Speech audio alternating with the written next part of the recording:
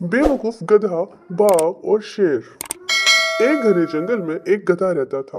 वो हमेशा कहता था कि मैं बहुत अक्लमंद हूँ और मेरे से ज्यादा अक्लमंद इस जंगल में कोई नहीं हो सकता। उस जंगल में कोई भी जानवर उस गधे को मुंह नहीं लगाता था, क्योंकि हर कोई जानता था कि वो बहुत बेवकूफ है।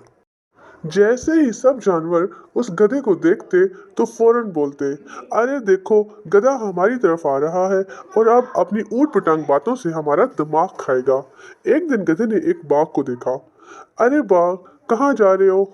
अच्छा, एक बात बताओ, क्या तुम्हें पता है जंगल में सबसे होशियार कौन है?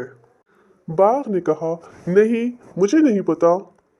गधे ने कहा, मैं हूँ जंगल का सबसे होशियार और चालाक जानवर, मैं हूँ। इसके बाद गधे ने कहा, चलो मैं तुमसे एक सवाल पूछता हूँ। गधे की बात पर बाघ सवाल का जवाब देने के लिए राजी हो गया। गधे ने कहा कि चलो बताओ, घास नीले रंग का क्यों होता है?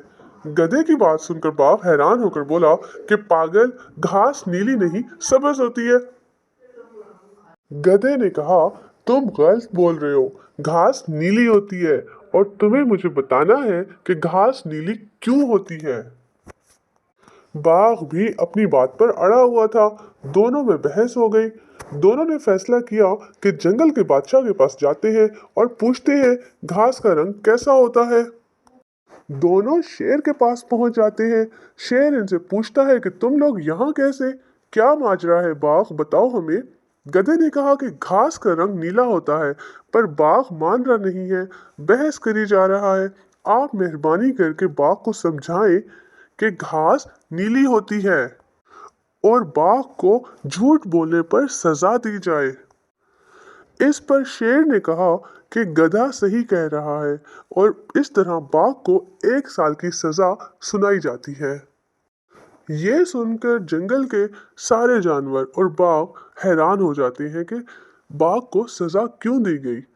फौरन बाघ हैरान होकर शेर के पास पहुंच जाता है और उसे पूछता है कि महाराज, घास तो हरी होती है और इस बात पर मुझे 1 साल की सजा क्यों दी जा रही है?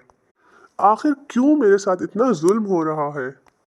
इस पर शेर ने जवाब दिया कि घास तो सब्ज होती है, ये मैं भी जानता हूँ और जंगल के तमाम जानवर जानते हैं। सजा तुम्हें इस बात पर दी जा रही है कि तुम्हारे जैसा बहादुर और समझदार जानवर गधे जैसे बेवकूफ जानवर से बहस कर रहा है। ये गलत बात है। इस बात पर तुम्हें सजा देता हूँ।